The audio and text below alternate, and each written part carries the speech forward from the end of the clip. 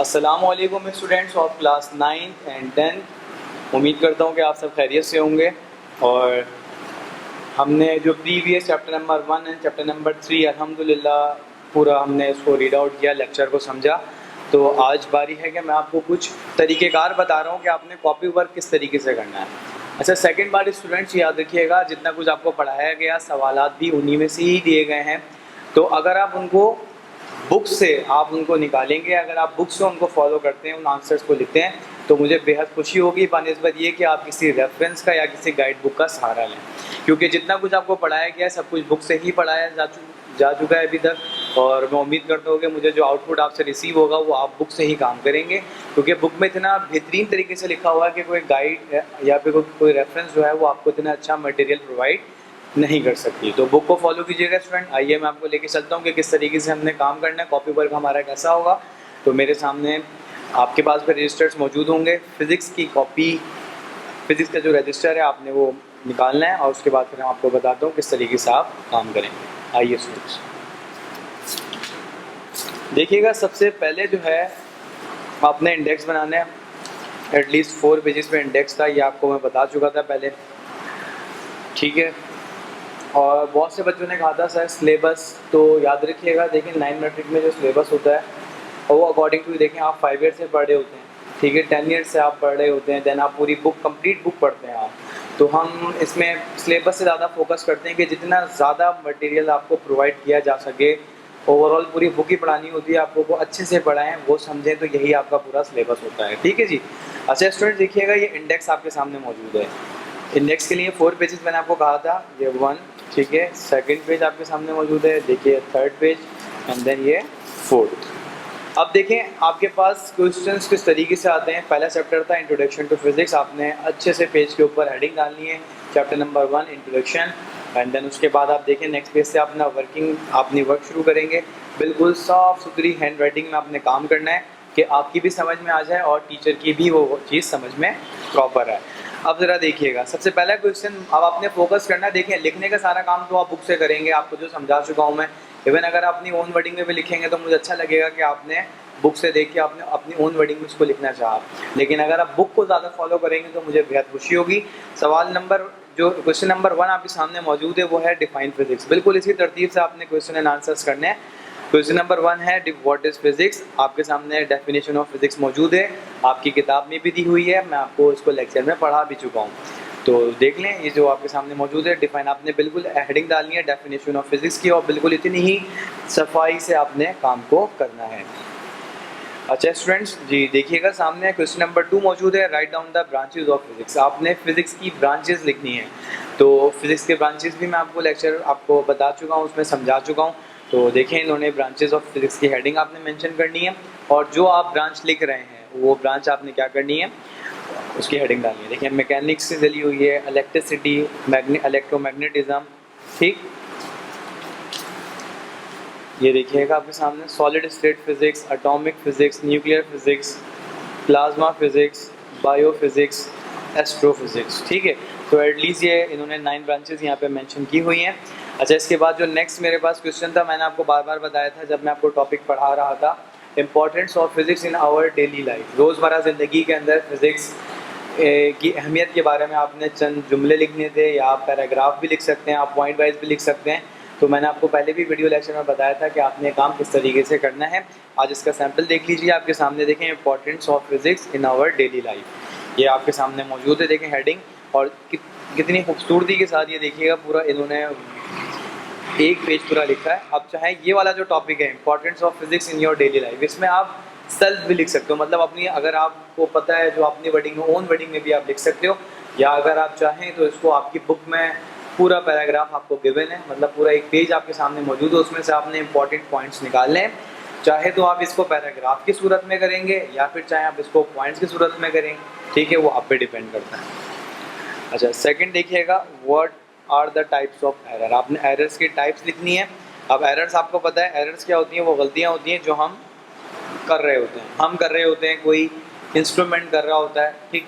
अब मैं आपको ज़रा बताता चलूँगा कि कौन कौन से एरर्स होते हैं फिज़िक्स के अंदर। तो 3 टाइप के एरर्स होते हैं, एक होता है पर्सनल, एक होता है सिस्टमेटिक एरर, और थर्ड वन होता है रैंडम एरर। तो देखें ये भी आपकी बुक में एरर का टॉपिक मौजूद है, आपने काम किस तरीके से करना है ये देखिए ज़रा। सबसे पहले लिखा हुआ है personal error, this error arises due to the tendency of a person who takes reading in favour of a particular reading. अब यहाँ पे पर्सनल एरर क्या होता है कि अगर आप कोई फिजिक्स में प्रैक्टिकल कर रहे होते हैं और वो गलती आपसे हो जाए, आपने रीडिंग गलत लिखी, उसमें ना सिस्टम की गलती है ना कुछ आपके पास ऑटोमेटिक कोई गलती हो गई, बस आपका एरर था। विच मीन्स ऐसे सब ये सपोज कर लें कि आपको मैं एक पेंसिल स्केल देता हूँ, कहता हूँ आप लाइन ड्रॉ करें, आप स्ट्रेट नहीं करें बल्कि आप लाइन को हिला दें, तो ये क्या होगा, ये आपका एरर है, गलती आपसे हुई है। उस वक्त ना स्केल में कोई एरर था ना पेंसिल में कोई एरर है, ये उस शख्स का एरर है जिसने वो लाइन ड्रॉ करी थी। ठीक है, तो इस तरीके से फिजिक्स में क्या होता है कि एरर्स हमारे पास उस वक्त अराइज होते हैं जब हम रीडिंग्स ले रहे होते हैं। ठीक, सिस्टमेटिक एरर का मतलब क्या होता है, ये एरर मैं आपको सिंपली बता देता हूँ। ये होता है किसी भी इंस्ट्रूमेंट में एरर हो, मतलब जो जिस चीज़ से आप परफॉर्मेंस कर रहे हैं। विच मीन्स अगर मैंने आपको क्या कहा था, एक आपने स्केल लेना है, पेंसिल से लाइन ड्रॉ करनी है, लेकिन अगर मैं आपसे बोलता हूँ स्केल जो है वो टूटा हुआ है, विच मीन्स जगह जगह से वो टूटा हुआ है, ब्रेक हुआ है, तो देन क्या होगा, लाइन तो प्रॉपर नहीं खींचेगी। तो ये किसका एरर हुआ, सिस्टमेटिक एरर हुआ। ठीक, the error arises due to the fault in a measuring instruments. जिस चीज़ को आप पैमाइश के लिए इस्तेमाल कर रहे हैं, अगर उसमें कोई एरर आता है वो सिस्टमेटिक एरर होता है, वो सिस्टम का एरर होता है, उसमें मेरा कोई अमल दखल नहीं है, बल्कि वो चीज़ जिससे हम काम कर रहे होते हैं उसका एरर होता है। अब रैंडम एरर देख लीजिएगा, this type of error may arises due to the external condition which are at certain time beyond of the experiments. अब यहाँ पे देखिएगा बड़ी अच्छी बात लिखी इन्होंने कहा है कि कुछ एरर्स ऐसे होते हैं जो कि रैंडम एरर्स कहलाते हैं। अब रैंडम एरर क्या होता है कि देखें आप नहीं कर रहे कोई चीज़ है, मतलब आप पर्सनल एरर नहीं है, आपने कुछ गलती नहीं करी, सिस्टम का कोई एरर नहीं है। अब ये क्या होता है, लेट्स सपोज मैं आपको इसके एग्जांपल ऐसे देता हूँ कि चंद प्रैक्टिकल ऐसे होते हैं जिनमें हमें क्या करना पड़ता है, जैसे कि मैग्नेटिक लाइंस वाला होता है, उसमें देखें प्रैक्टिकल है आपका, मैं आपको तो समझा रहा हूँ, उसमें ना आपका कभी एरर होता है, ठीक है, और ना ही जो होता है कभी सिस्टम का एरर होता है। उसमें होता है क्या, जब आपके पास जो सडन क्या होता है कि वो आपके पास वहाँ एरर ऐसे जनरेट होता है कि आप जो लाइन्स ड्रॉ कर रहे होते हैं वहाँ पे सर्कुलर लाइन, वो लाइन ड्रॉ सही नहीं होती। अब ये रैंडम एरर है, एक्सीडेंटली एरर है, ठीक है। अब ये विच मीन्स अचानक हुआ है, सही। आप जब पिन लगा दो, कभी कभी ऐसा होता है कि विच मीन्स वो पेज थोड़ा आपके पास, अगर फैन चल रहा होता है तो पेज आपके पास डिस्प्लेस हो जाता है, जगह से डिस्प्लेस हो जाता है, तो रैंडम एरर है। क्योंकि हत्तल इम्कान आप कोशिश करते हैं कि आपने जिस चीज़ पे पेज को सेट किया वो भी बिल्कुल परफेक्ट हो, जो आप ड्रॉ कर रहे हो वो भी बिल्कुल नीट एंड क्लीन होना चाहिए। अब सडन अगर कोई आपके पास एरर आ जाता है तो वो क्या होता है, वो रैंडम एरर कहलाता है। ठीक है स्टूडेंट्स, अब जरा देखें इसके बाद नेक्स्ट आपके सामने क्वेश्चन नंबर 5 मौजूद है, write down the contribution of Muslim scientist in a field of physics. तो ये मैं आपको बड़ा डिटेल में टॉपिक समझा चुका हूँ कि किस तरीके से आपने काम करना है। तो देखें ज़रा, the contribution of Muslim scientist in the field of physics, आपने ऐसे हेडिंग मेंशन करनी है। और सबसे पहले जो है वो अबू अली हसन इब्नुल हैथम है। इनके बारे में पहले भी कहा था कि आपने एटलीस्ट 5 पॉइंट्स लिखने हैं, अगर 5 नहीं हो सके तो आप 3 पॉइंट्स कर लीजिएगा। ठीक है स्टूडेंट्स, तो आपने लेकिन मैक्सिमम आपने जो है वो 3 पॉइंट्स लाजिम व मलजूम लिखने, इससे कम किसी के नहीं है। यहाँ पे 6 पॉइंट देखें, इनको ज़्यादा पॉइंट्स मिले थे तो यहाँ ज़्यादा पॉइंट्स मेंशन है। अब देखें सेकंड जो थे वो याकूब इब्ने इसाक अल-किंदी। कॉपी वर्क देखें कितना नीट एंड क्लीन मौजूद है आपके सामने, याकूब इब्ने इसाक अल-किंदी। इनके बारे में देखें पॉइंट्स, एटलीस्ट 5 पॉइंट्स यहाँ मौजूद हैं। मैं आपको एक ये भी बताता हूँ कि अगर आपको 5 पॉइंट्स नहीं मिल रहे हैं तो आप एटलीस्ट 3 पॉइंट्स आपने मतलब करने, लाजमी करने। जो हमारे पास फोर्थ साइंटिस्ट है वो है अबू रेहान मोहम्मद बिन अहमद अल-बैरूनी, जिनको इन शॉर्ट अल-बैरूनी कहते हैं। यहाँ देखें इनके बारे में भी पॉइंट्स लिखे हुए हैं। और देन सेकंड आपके सामने मौजूद हैं अब्दुल सलाम। नेक्स्ट आपके पास देखें, आप यहाँ पे अब्दुल सलाम के बारे में पॉइंट्स लिखे हुए हैं। डॉक्टर अब्दुल कदीर खान, इनके बारे में पॉइंट्स आपके सामने मौजूद हैं। ठीक, तो यहाँ तक जो था ये काम था हमारा टोटल, जो आपको फर्स्ट मतलब आपका चैप्टर था, चैप्टर नंबर 1, इसका काम यहाँ तक इख्तिताम पजीर होता है। तो ये सारा काम समझाया हुआ है आपको, ठीक है, आपकी बुक में सब मौजूद है। सिर्फ आपने ये देखना है कि क्वेश्चंस टोटल 5 क्वेश्चन हैं, किस तरीके से क्वेश्चन लिखा गया है, मतलब लिखने का तरीका देखें सवाल को। एंड देन आपने ये देखना है कि हेडिंग कितनी प्रॉपर डाली हुई है, कितनी प्रॉपर हेडिंग से काम हुआ है। और सेकंड, फिर आपने इस काम को इसी तरीके से इतनी सफाई सुथराई के साथ परफॉर्म करना है और आंसर्स आपकी बुक में मौजूद हैं। ठीक है स्टूडेंट्स, ये चैप्टर 1 का जो था ये टोटल आपका कॉपी वर्क था। मैं उम्मीद करता हूँ कि आपको समझ में आ चुका होगा और इंशाल्लाह जल्द अज जल्द आपकी कॉपीज़ आएंगी और फिर मैं आपको चेक करके रिटर्न करूँ। Thank you. अस्सलामुअलैकुम student, I am your teacher sir Wali. और फिजिक्स का लास्ट टाइम हमने प्रीवियस लेक्चर में चैप्टर नंबर 1 का मैंने बताया था कि आपने कॉपी वर्क किस तरीके से करना है, और आज मैं आपको गाइड करूंगा चैप्टर नंबर 3 का कॉपी वर्क। चैप्टर नंबर 3 का कॉपी वर्क आपने किस तरीके से करना होगा, ठीक है। तो आपके पास रजिस्टर प्रोवाइड होंगे एंड मैं उम्मीद करता हूँ कि कॉपीज़ बुक्स आपके पास सब मौजूद होंगी और आप काम सफाई सुथराई के साथ और अच्छे से करें, ठीक। तो आइए चलते हैं अपने चैप्टर की तरफ। तो देखिएगा ज़रा यहाँ पे chapter number 3 kinematics of linear motion. आपने एक पेज के ऊपर अच्छा सा खूबसूरत सा आपने टाइटल पेज मेंटेन करना है। देन उसके बाद आप देखें, आपने फोकस करना है क्वेश्चन एंड आंसर, क्वेश्चंस पर, क्योंकि जो चीज़ें आप यहाँ पे आंसर में लिखोगे वो सब आपकी बुक में मौजूद है और मैं आपको समझा चुका हूँ। तो इसलिए आपको, और काफ़ी डिटेलिंग में समझाया आपको मैंने, तो आपको इसमें कोई प्रॉब्लम नहीं होनी चाहिए। तो आप देख लें ज़रा, आपके सामने क्वेश्चन नंबर 1 मौजूद है, डिफाइन रेस्ट एंड मोशन, ठीक। तो आपने काम कैसे करना है, सवाल number 1, question number 1 rest and motion. सबसे पहले हेडिंग रेस्ट की है और देखें ये डेफिनेशन जो है, a body is said to be in a state of rest if it is does not change its position with respect to surrounding. और देखें बाकायदा एग्जांपल्स के साथ यहाँ पे काम मौजूद है। मैं सिर्फ आपको लाइट रिव्यू दे रहा हूँ बिकॉज ऑफ दिस, क्योंकि तमाम मटेरियल आपकी बुक में मौजूद है और ये आपको चीज़ें समझाई जा चुकी हैं। तो अगर आप बुक से आपने आंसर्स खुद निकालने हैं, आप अपने खुद ही जो है वो उससे सवाल को देखना है आपने और फिर आपने सेल्फ लिखने हैं इनके आंसर्स, ठीक है स्टूडेंट्स। तो मैं आपको ये नहीं कि आप ये बोलेंगे सर हमें जवाब भी पता है, नहीं। या आप जब चीज़ समझी हुई है आपने, तो वो चीज़ आप खुद इम्प्लीमेंट करेंगे अपनी कॉपी के ऊपर, तो मुझे ज़्यादा खुशी होगी। सेकंड देखिएगा, आपके पास मोशन की हेडिंग डाली इन्होंने, वही क्वेश्चन नंबर 1 चल रहा है, डिफाइन रेस्ट एंड मोशन। और काम देखें इतनी सफाई से करना है आपने, और फिर फॉर एग्जाम्पल में इन्होंने देखें एग्जाम्पल्स भी दी हुई हैं, ये मैं सब आपको पढ़ा चुका हूँ। नीचे देखिएगा सेकंड क्वेश्चन है, यहाँ पे write down the types of motion. आपने मोशन की टाइप्स लिखनी है, हरकत की। तो सबसे पहले हेडिंग यहाँ पे आपको नज़र आ रही है, types of motion. There are the 3 types of motion. कौन कौन सी होती हैं ये भी पढ़ा है आपने, देखें। ट्रांसलेटरी और लीनियर मोशन, इसके बारे में लिखा हुआ है, ये आपकी बुक में मौजूद है। अगर आपको कोई चीज़ नहीं मिल रही बुक से, मतलब बुक के टॉपिक में नहीं मिल रही, तो आप समरी पॉइंट्स में भी देख सकते हैं, आपको वहाँ पे भी वो चीज़ अवेलेबल होती है। देखें इसकी एग्जाम्पल लिखी हुई है, ये टॉपिक मैं आपको बहुत अच्छे से समझा चुका हूँ। रोटेटरी मोशन को देखिएगा, ये देखिए हेडिंग डाली है, इसकी डेफिनेशन ऑफ एग्जाम्पल वाइब्रेटरी और ऑसिलेटरी मोशन। ये देखें स्टूडेंट्स, वाइब्रेटरी और ऑसिलेटरी मोशन की हेडिंग डाली है, इसकी एग्जाम्पल आपके सामने मौजूद। अच्छा नेक्स्ट देखिएगा, आपके सामने जो टॉपिक मौजूद है वो आप ये वाला क्वेश्चन करेंगे, define scalar and vector quantities. Define scalar and vector quantities with the help of example. ये आपका क्वेश्चन नंबर 3 हो, ठीक है स्टूडेंट्स। कौन सा क्वेश्चन होगा, क्वेश्चन नंबर 3 होगा, define scalar and vector quantities with the help of examples. लेकिन सबसे पहले हेडिंग डालिए स्केलर एंड वेक्टर क्वांटिटीज की। स्केलर क्वांटिटीज आपके सामने मौजूद है, हेडिंग के बाद देखें पूरी डेफिनेशन लिखी हुई है स्केलर क्वांटिटीज की। The physical quantity which are completely specified by their magnitude only. इनका सिर्फ मैग्नीट्यूड होता है, डायरेक्शन नहीं होती, ये स्केलर क्वांटिटीज होते हैं। लेट सपोज मास, टाइम, वक्त है, वक्त की कोई डायरेक्शन थोड़ी है। आप ये थोड़ी बोलते हैं कि ईस्ट में 12 बजे हैं, ठीक है, ऐसा तो नहीं हो सकता ना। अब जो वक्त हमारे पास होता है इसकी कोई डायरेक्शन नहीं होती है कि अगर मैं स्ट्रेट जाऊँगा तो 1 बजेगा और अगर मैं लेफ्ट जाऊँगा तो 2 बजेंगे। इम्पॉसिबल सी बात है, ठीक।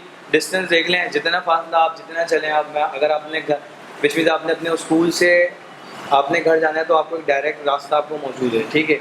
आप सीधे रोड से जाएं या आप गलियों से जाएं, वो आप पे डिपेंड है आप कितना डिस्टेंस कवर करके जाते हैं, ठीक है जी। स्पीड देख लें, स्पीड की कोई डायरेक्शन आपके सामने नहीं होती है। रफ्तार आप जहाँ मतलब रफ्तार आपको जैसे आप डिपेंड करता है, अपनी स्पीड को आप तेज़ कर सकते हैं, स्लो कर सकते हैं, जो गाड़ी आप ड्राइव कर रहे हैं या जो बाइक आप राइड कर रहे हैं उसकी, ठीक। तो ये तमाम एग्जाम्पल्स मौजूद हैं। इसके साथ साथ वेक्टर क्वांटिटी से ज़रा देख लें, those physical quantities which are completely specified by their magnitude and direction. अब इसमें क्या होता है, इसमें यहाँ पे डायरेक्शन भी बहुत हद तक मायने रखती है और इसमें मैग्नीट्यूड तो होता है। मैग्नीट्यूड विच मीन्स वो चीज़ अपनी एग्जिस्टेंस बता रहा होता है लेकिन अपनी डायरेक्शन शो नहीं करता, स्केलर के अंदर है, ठीक। लेकिन जब वही चीज़ जो कि अपनी एग्जिस्टेंस को बता रहा है कि भाई मैं हूँ, मौजूदगी का इजहार करवा रहा है, और सेकंड वन क्या है आपके पास, और ये बता रहा है कि भाई कि इसकी डायरेक्शन भी है, तो दैट्स मीन वो क्या है, वेक्टर क्वांटिटीज़ है। तो आप देख सकते हैं डिस्प्लेसमेंट। अच्छा याद रखिएगा डिस्टेंस में क्या बताया था मैंने आपको, आप देखें डिस्प्लेसमेंट और डिस्टेंस कभी कभी स्टूडेंट्स बोलते हैं बीच में, देखें दोनों फासला तय करने के लिए इस्तेमाल होते हैं, लेकिन डिस्प्लेसमेंट क्या होता है, अगर मैं आपको बोलूँ कि भाई आपने यहाँ मतलब पॉइंट ए से पॉइंट बी तक जाना है, दिस इज डिस्प्लेसमेंट। ये इसमें एक्चुअल में आपको बताऊँगा कि भाई कि आप मेरी गली से सामने वाली गली में चले जाएं, ठीक। मैं आपको ये नहीं बोल रहा कि आप पीछे से गली में जाएं और फिर सामने वाली गली में जाएं, ऐसे नहीं कह रहा मैं आपको, कह रहा हूँ स्ट्रेट वे डायरेक्ट रास्ता बता रहा हूँ ना आपको मैं किसी के घर का। तो क्या हो रहा है, ये डिस्प्लेसमेंट करवा रहा हूँ, मतलब मैं इसमें एक्स्ट्रा ऑर्डिनरी नहीं घूम रहा मैं। और डिस्टेंस में क्या होता है, मेरे पास अवेलेबिलिटी होती है कि मैं जहाँ दिल चाहूँ जितना चाहूँ फासला तय कर सकता हूँ। अगर कोई जो प्लेस है वो मुझे अगर चलने हैं उसको 5 मीटर पर सेकेंड, तो मैं उसको 10 चल लूँ, वो डिस्टेंस है। लेकिन डिस्प्लेसमेंट आपको क्या करता है, आपको एक्चुअल बताते हैं, मतलब पॉइंट्स बता रहा होता है कि यहाँ से यहाँ तक जाओगे तो डिस्प्लेसमेंट कवर किया। अस्सलामुअलैकुम स्टूडेंट्स ऑफ क्लास 9 एंड 10। और उम्मीद करता हूँ कि आप सब खैरियत से होंगे। प्रीवियस वीडियो के अंदर मैंने आपको समझाया था किस तरीके से आपने कॉपी वर्क करना है, और चैप्टर नंबर 1 का कॉपी वर्क आप लोगों ने किया भी होगा। तो आइए आज हम चैप्टर नंबर 3 का कॉपी वर्क करेंगे, किस तरीके से आपने इसको करना है, अपनी कॉपी में काम करना है। ठीक है स्टूडेंट्स, आइए ज़रा देखते हैं chapter number 3 kinematics of linear motion. अगर आप चाहें तो देखिए सेपरेट पेज के ऊपर इसका टाइटल पेज बनाएं, हेडिंग वाइज काम करें, हेडिंग डालें तो ज़्यादा अच्छी बात है। और अगर चाहें तो उसको देखें नेक्स्ट पेज पे इन्होंने मेंशन किया होगा kinematics of linear motion chapter number 3। तो सफाई सुथराई से आपने काम करना है, आपने डिफरेंट कलरफुल मार्कर्स यूज़ नहीं करने, सिर्फ आप यूज़ करेंगे तो सिर्फ ब्लैक और ब्लू मार्कर को आपने यूज़ करना है जब आप हेडिंग्स वगैरह डाल रहे होगे। अब ज़रा देखो सेकंड अपना स्टेप देख लें तो देखो यहाँ पे क्वेश्चन नंबर 1 आपके सामने मौजूद है, डिफाइन रेस्ट एंड मोशन। ठीक, तो ये मैं टॉपिक आपको पढ़ा चुका हूँ, इसका कॉपी वर्क देखें कि रेस्ट की डेफिनेशन से पहले इन्होंने हेडिंग लिखी हुई है रेस्ट की, उसके बाद देन एग्जाम्पल है, सेकंड देखिएगा मोशन की डेफिनेशन है, और फिर मोशन की भी एग्जाम्पल्स यहाँ पे गिवन है। ये तमाम काम देखें, सवाल आपने देखने के, क्वेश्चंस आप किस तरीके से लिखोगे, सवालात को आपने देखना है, क्वेश्चंस को देखना है, और जो आंसर्स आपको हैं वो आपकी बुक में ऑलरेडी मौजूद हैं। तो आपने किसी रेफरेंस बुक या किसी गाइड की आपको हेल्प नहीं होनी चाहिए। आप जितना भी स्टफ़ लिखोगे, जितना भी कॉपी वर्क आपने करना है, वो आप अकॉर्डिंग टू योर बुक, अपनी बुक से लेंगे आप। ठीक है स्टूडेंट्स, इस बात को याद रखिएगा ध्यान में। सेकंड देखें, आपके क्वेश्चन नंबर 2 मौजूद है मेरे सामने, write down the types of motion. सही, तो आपको बताया था मैंने 3 टाइप्स होती हैं, ट्रांसलेटरी और लीनियर मोशन, फिर इसके एग्जाम्पल। सेकंड देखिएगा रोटेटरी मोशन, फिर इसकी एग्जाम्पल, वाइब्रेटरी और ऑसिलेटरी मोशन, और देन फिर उसकी आपने एग्जाम्पल लिखनी है। ठीक है स्टूडेंट्स, तो ये तीनों जो टाइप्स ऑफ मोशन है ये आपकी बुक में मौजूद हैं, और आपको मैंने पढ़ाया भी था, बहुत डिटेल में इसका लेक्चर दिया था।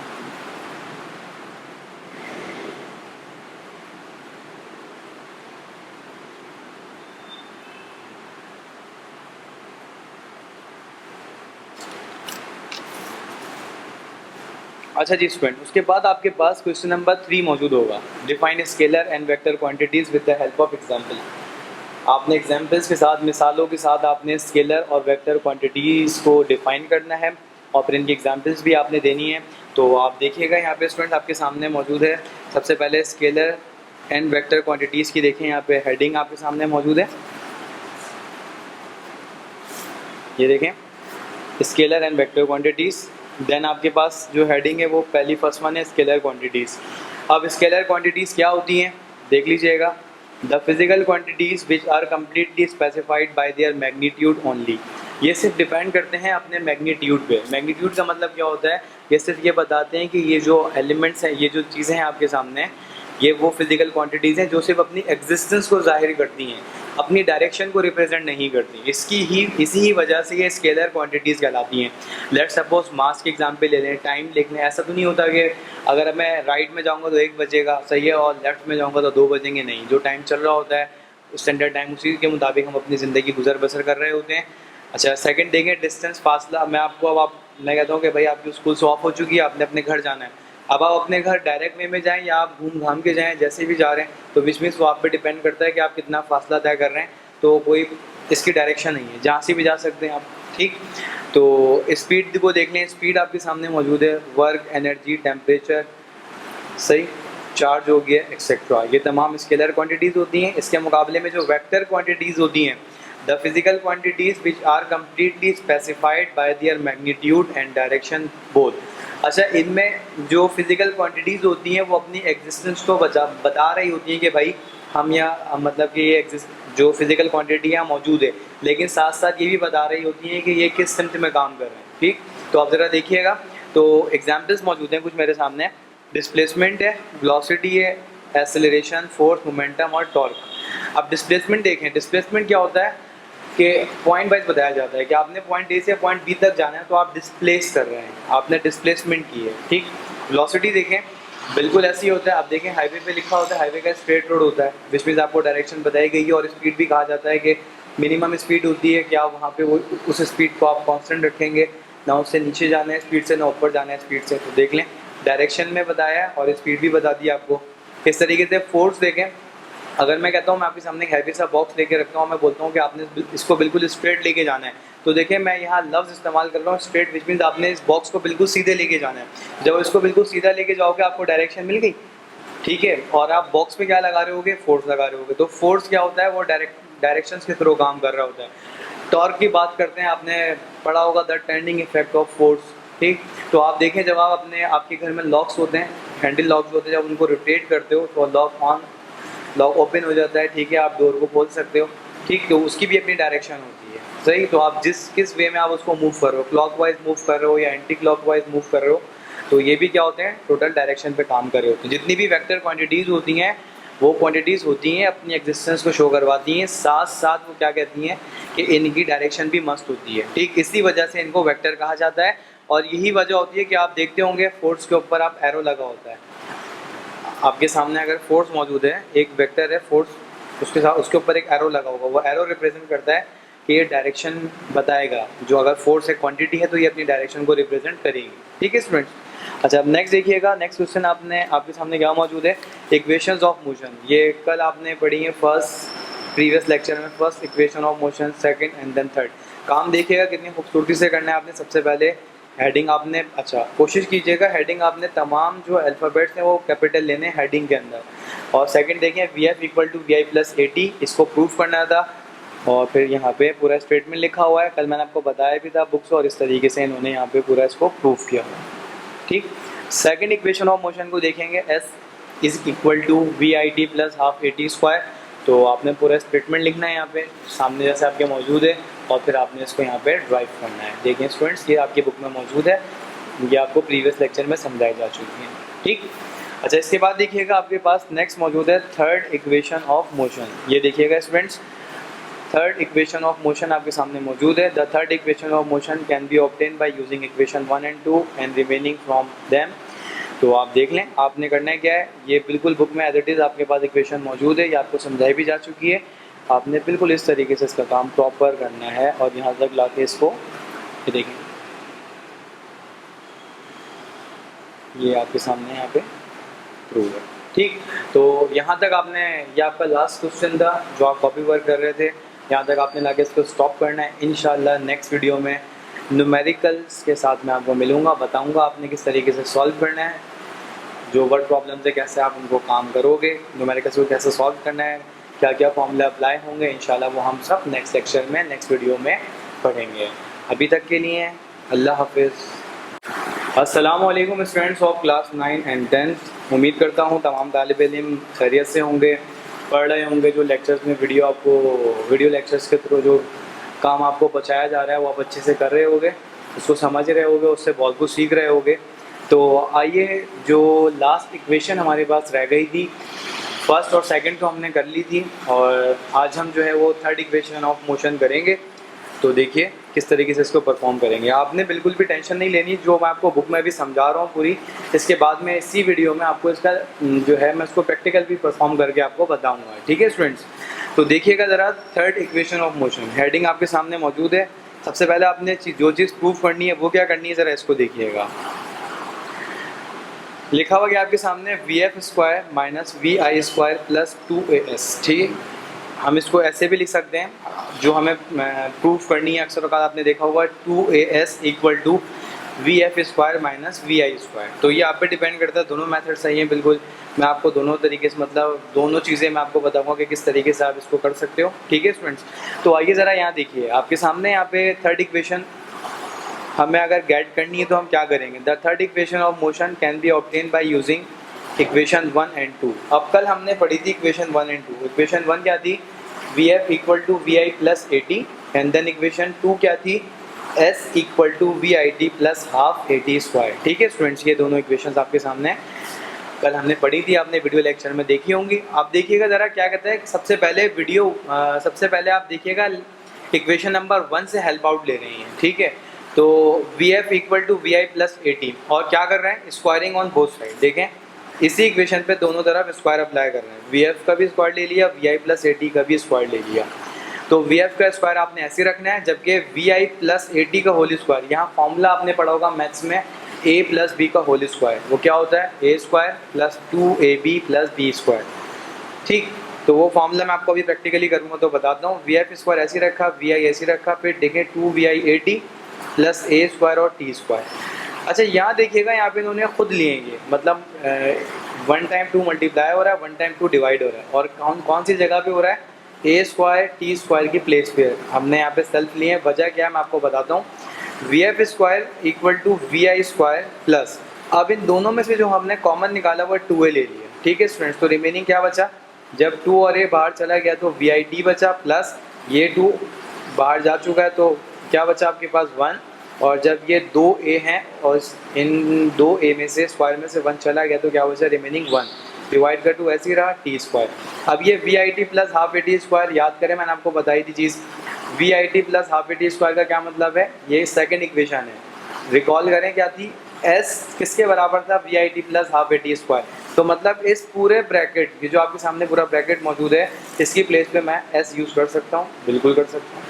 ठीक है, अब ज़रा देखिएगा, ये बता रहे हैं आपको from equation number 2 we have equation 2 V I T plus half A T square किसके बराबर था, एस के बराबर था। इन्होंने क्या किया ज़रा देखें, वी एफ स्क्वायर ऐसे रखा, वी आई स्क्वायर बिल्कुल एज इट इज़ मौजूद है, और प्लस 2a भी ऐसी मौजूद है, और इस पूरी V I T plus half A T square की प्लेस पे क्या यूज़ करा, एस, और इस तरीके से क्या हो गया, ये इक्वेशन प्रूव हो गई। अब ये जो आपके सामने इसकी एक जो आप समझ लें एक और शक्ल जो इस इक्वेशन को आप जानते हो वो ये भी है। तो आपने करना क्या है, 2a को आप यहाँ छोड़ देंगे ऐसी, वी आई स्क्वायर जो आपके सामने अभी पॉजिटिव है तो इक्वल के उस तरफ जाके वो नेगेटिव हो जाएगा, तो V F square minus V I square. ठीक है स्टूडेंट्स, मैं उम्मीद करता हूँ यहाँ तक बात आपकी समझ में आ चुकी होगी। आइए मैं ज़रा आपको इसकी प्रैक्टिकली परफॉर्मेंस बताता हूँ कि आपने इसको किस तरीके से सॉल्व करना है। तो देखिए,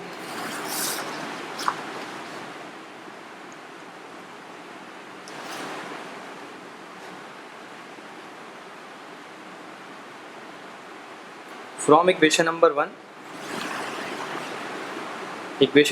1 ली थी हमने। ठीक है, इक्वेशन नंबर 1 क्या थी, V F equal to V I plus A T.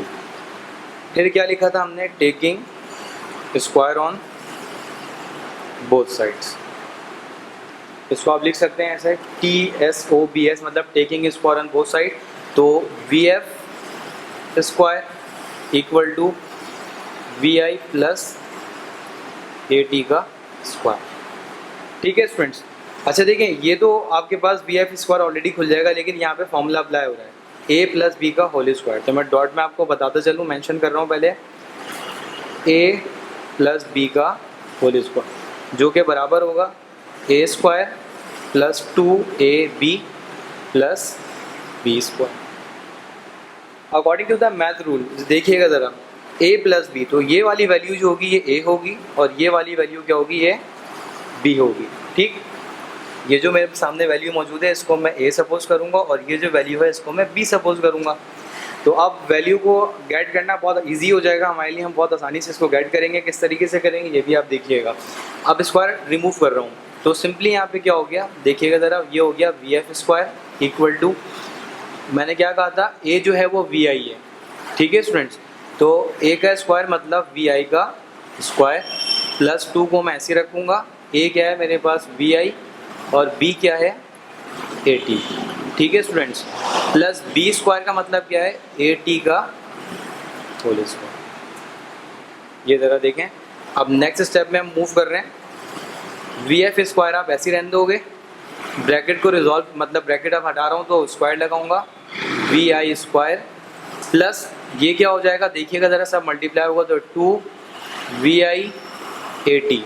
ठीक है स्टूडेंट्स, और प्लस यहाँ देखिएगा, जब ये स्क्वायर दोनों पे आएगा तो क्या होगा, ए स्क्वायर और टी स्क्वायर। ठीक है, अब ज़रा नेक्स्ट देखिएगा, इस जगह पे ये जो प्लेस है यहाँ पे मैं 2/2 यूज़ कर रहा हूँ। विच मीन्स क्यों यूज़ करूँगा मैं आपको आगे इसकी वैल्यू जैसे बुक में समझाया था मैं आपको बताऊँगा। वी एफ स्क्वायर मैंने एज इट इज़ रखा, वी आई स्क्वायर, ठीक है, plus 2 V I A T, और प्लस क्या कर रहा हूँ मैं 2 मल्टीप्लाई में और 2 डिवाइड में, ए स्क्वायर टी स्क्वायर। देखिएगा ज़रा what's students.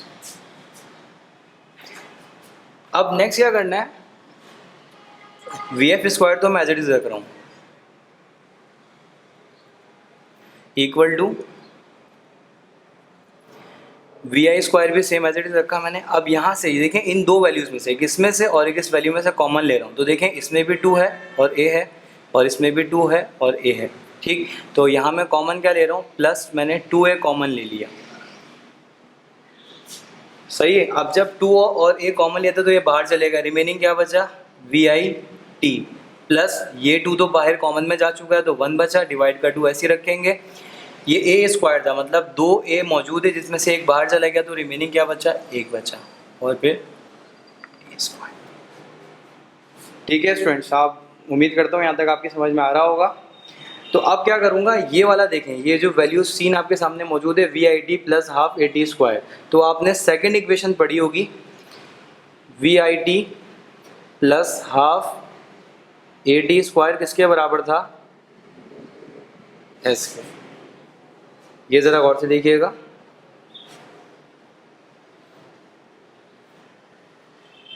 We I T plus half A T square S के बराबर था। तो मैं अब क्या करूँगा, वी एफ स्क्वायर ऐसे रखूँगा, वी आई स्क्वायर ऐसे रखूँगा, प्लस 2 ऐसे रखा, इस तमाम की जगह पे क्या रखूँगा, एस रखूँगा। ज़रा देखिएगा,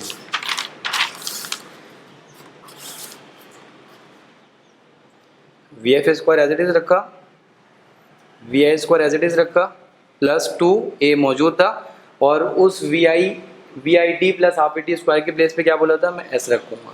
ये देखिए मेरी थर्ड इक्वेशन मेरे सामने मौजूद है। इसका एक और स्टेप होता है, अगर आप चाहो तो उसको भी प्रूफ कर लो। और ये वी आई स्क्वायर यहाँ पे क्या है आपके सामने, पॉजिटिव है, वहाँ जाके क्या हो जाएगा, नेगेटिव। तो देखें 2as को मैं यहीं छोड़ूंगा, वी एफ स्क्वायर ये प्लस है, वहाँ जाके क्या हो जाएगा, minus V I square, that's it. ये दोनों तरीके से लिख सकते हैं, ये देखिएगा, और दोनों तरीके से प्रूव हुए हैं। विच मीन्स ये जो 2s वाली कहानी मैंने आपको बताई है, ये अभी देखें यहाँ पे पॉजिटिव, इसको मैंने यहीं रहने दिया, ये प्लस था वी आई, तो वहाँ जाके क्या हो गया, माइनस हो गया। तो आप इसको ऐसे भी लिख सकते हो, 2as बराबर होगा V F square minus V I square. Thank you students, उम्मीद करता हूँ कि आपकी समझ में जो ये थर्ड इक्वेशन थी ये अच्छे से आ चुकी होगी। इसी के साथ अपने टीचर को इजाज़त दीजिए। अल्लाह हाफ़िज़।